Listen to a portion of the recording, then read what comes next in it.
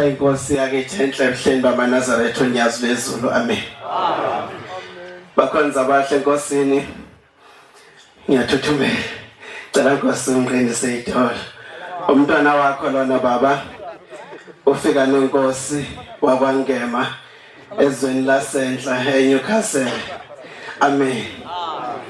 Nkulunkulu omuhle oyingcwele kungumsebenzi wakho baba owawenzela abazali bami usabizwa ngenyanga yezulu. Bacela khona lapha ekhaya, bangicela khona lapha ekhaya baba. Kwangancindwa lutho, kwangathiswa lutho phansi, kwaphuma nje igama elilodwa lithi inkosi ibusise ngizoyithola indima yomfana. Nempela kwabanjalo baba. Ngicela baba ungivumele iminute nje elilodwa Nkosi yaMakhosi ngibabaza indaba zakho ibe yinye nje ibe yimbili bese ngehlela ngezantsi ngidedela abafowethu. Sekukuningi osukwenzile phambi kwami ngibuka ngamehlami noma ngimfishane. Sake ngelinye ilanga ngisahlala khona lapha eThekwini ngithi unyaka wa-2016 ngihlangana nensizwa kaBloss kaMaphumulo silapha enkabeni eTheku. Bloss uyaphila ngiyaphila mfowangema njani sikhona. Usiyangilandela uBloss uthi lalela mfowangema. Uthi umkanjani ngesonto wakuphana nensuku. Ngithi mina ngizobe ngikhona Bloss. Uthi uBloss lalela kukhona udadewethu ozala ubaba olamana nendoda engizalayo. Ogula kakhulu lapha emevile ngicela besihambise ushembe kuye. Ngase sengivuma Bloss sasihamba nensizwa wacebisa lapha eShowe nensizwa wamasungu yamasango lenquthu sahamba sala lapha emevile kwakuyisonto ekseni silindile nje sizinsizwa zonyasi. Bathi masifika bakhonza abahle enkosini safike nje zenza insizwa zawethu lezi ezikhulile sasihamba nazo okuyaye kwenziwe mangena emzini nomuntu kuzothandazwa. Sithi masifika ke zifika kukhona umama uMabloss ulele phansi uyagula. Kukhona eduze wakhe indodana yakhe babili nje kuphela endlini. Iyaqhaza-ke le nsizwa encane ithi hayi umama ugula kakhulu. Ithi lento mase simvuke kahle kube sengathi uphendukela ngisho nayikhanda. Uthi ungafuna ukubona wonke amawindi lapha endlini ufuna ukuphuma ngisho ebusuku. Sasihlala phansi bakhonza abahle enkosini sathandaza sabiza uJehova oyedwa othemba linye ohlele esithabeni onyazi lezulu. Sathi masiqhubeka sithandaza bakhonza abahle enkosini sasithatha ithawula nje phansi sathi moya wakhe awuzenkosi baphila abantu bakho. Wathi uma sithandaza kanjalo wasekhuluma umuntu kumama uMabloss. Wathi lo muntu hayi maNazaretha anime. Wathi mina igama lami nguGezibindi ngiyisa bakhe lolele phansi. Wathi mangiphenduka ngibheka uBloss wathi uBloss impela ngiyamazi ubaba impela lamanani ubaba usahamba emhlabeni kodwa wayengakholwa kuleli bandla. Kodwa wathi mayisibiza wathi maNazaretha. Okusho ukuthi lapho khona ubaba uBloss ikhona into efana nathi ebiza ngamaNazaretha. Uthi ngamaNazaretha uthi ingane yamlelele phansi uthi bayamhlukumeza kakhulu. Uthi angikhululekile sidalo ngomntana bamhlukumeza kakhulu lapho. Wasebuza uBloss kumshana wakhe wathi kanti ngibenzani usisi. Yasiphendula insizwa yathi asimezulu. Yasikhuluma lensizwa khuluma kuMabloss edala. Yathi hayi khuluma ushaya uTomata asimezulu khona limenza khona. Yasitshela insizwa encane siyaphuza nje kuphela malume. Wasithi mntomdala kunjani impela ke. Baphuza kakhulu laba manje uyahlukumezeka lo muntu. Wathi asakhuluma waphuma umuntu ekamerweni ngathi ukhona usibani umkhwena kaMabloss wefihla ekamerweni. Uthi uMakhaza uthi akamela uhlala intedwa uthi sababaningi abantu bafika lapha bethandaza bethi uzosinda uMabloss engasindi. Uthi makufika abantu bazothanda usayivela ihlala ekamerweni yabona ukuthi ayikho lento. Kanti sesifike nonyasi lezulu bakhonza abahle enkosini. Sakubiza Nkosi yaMakhosi singabantwana sibancane ngangisemfishane ngisho kakhulu kunalokho Nkosi yaMakhosi yakhuluma lensizwe endala yathi kumele asukume njengamanje ahamba ekhaya ayocela intathelelo ngoba uvele wasuka lotshela ngenkomo eyodwa ithe4 wazohlala emayivili kwangafanele. Wasekhuluma uBloss wathi anyayazi impela yonkomo yayiyodwa kuthi ugwini igama la uthi ngogwini nje ayedwa wasekusho ukuthi akasuka ekhaya azohlala emayivili wogwini nje ayedwa. Wasinda Nkosi yaMakhosi ngalelo langa mhlawumbe ukhona nangaphakathi kwabancane lapho umama uMabloss uyaphila Nkosi yaMakhosi namhlanje. Siyabonga nyazi lezulu ngiyacela Nkosi yaMakhosi ukhumbula abazali bami baba lapha bakhona. Sakhula Nkosi ngomudo ulobe emthandazweni lapho eSabatha ku17. Uthi nje akekho ubaba wasidalayo akekho nomama wasincedisayo konke kwenziwa ngoJehova kuphela.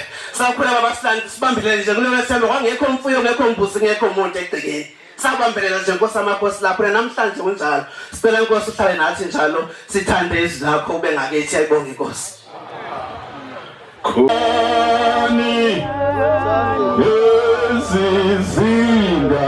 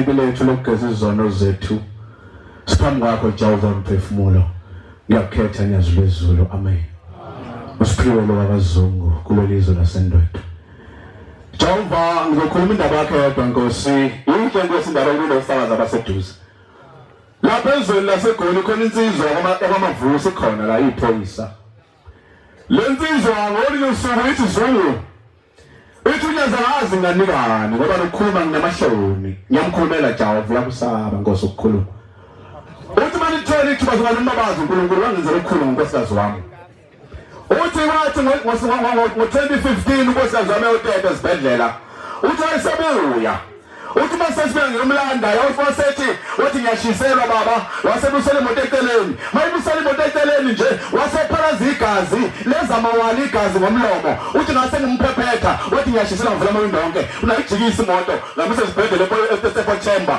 wangena khona mayingena khona bathi labo dokotela Mr Mavuso unkosikazi ukuthi ubesifo esibi inhliziyo yakhe iphampa kabi ukhitheka igazi namanzi ayiphampi akaphili umuntu nje lo msumngalo wakho nakuphela uthi ngase ngilale epaki ngilinda umngcwabo Nkosikazi wami uthi bamcela ngabenza yonke into bamzama uthi bahluleka wathi udokotela wehevenda waphuthuma wezayo eBothemba uthi mayifela lapho kuyena wathi Mavuso kunensizwa yaseMnambithi ehamba emhlabeni ebinalesifo asimshiyi umuntu wena besumngcwabo kuphela kanti akazi khona ngaphala kusinda basengozini usibhamu uthi baphezulu umuntu wasebuhleni basibakhutha abaningi unyazi wasezulwini khula Jehova sakuthanda baba uthi lensizwa ngoba sengifela kulomuzi wasebuhleni ngathi ngibike enkosini unyazi lwezulu ungamngenzela noma yini kuyo ukhona namakhesa lapha Nkosi ngcono ngoba ukhona uthi ngenzeka mhlambe ungibeke enkosini besayibika enkosini ukuthi ngikholwanga ukuthi ungibekile ngase ngicela omunye abazali laba bantu ngacela omunye ngambika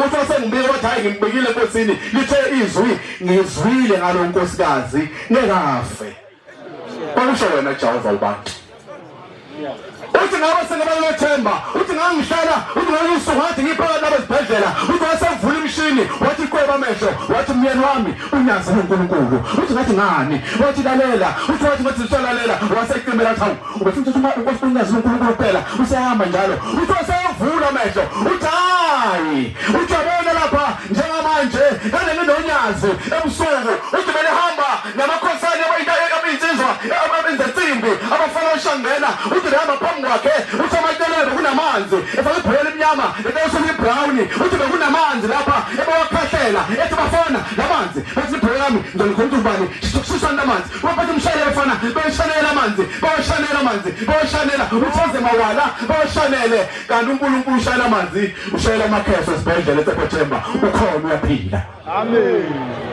Uthi wathi bese fika nokudokotela wasedokotela besemavuso ngazi ukuthi kusazi kwahamba bathi awukhona uthi kanjani uthi uyaphila usenza naye bathi naye lepatient lemlingo ngawe nyazi wezulu izulu elithize kwabe khona abantu umuntu wabani osola ngokuthakatha wakutholakala ubufakazi bakhe ukuthi ababulala abantu wonke umndeni owodwa wasala insizwa yodwa kulelizwe lelikhaya yaba yinye uma isele insizwa wabefaka umuntu abantu babulele washona umthakathi iqala emhlabeni yahlala insizwa nayo yasihamba emhlabeni yasimfika umzilokazimulayo engaphakathi komuzi yathi hawu ufunani lapha wena ngoba ubulala abazali bami abantu abazali bami ngawe uhlalele lapha uthi lensizwa hawu ngiyakuzwa ukushoyo kodwa ngithema ngisabalinde bomuzi bathi angingene ngifanele ukungena ngaphakathi ithi ngoba sengena ngahlala ngaphakathi ithi hayi wena ufanele basebakhona umvunge ezulwini nasemhleni babakhona umsindo bazokuza usumlazi umuzi ukuthi kunomsindo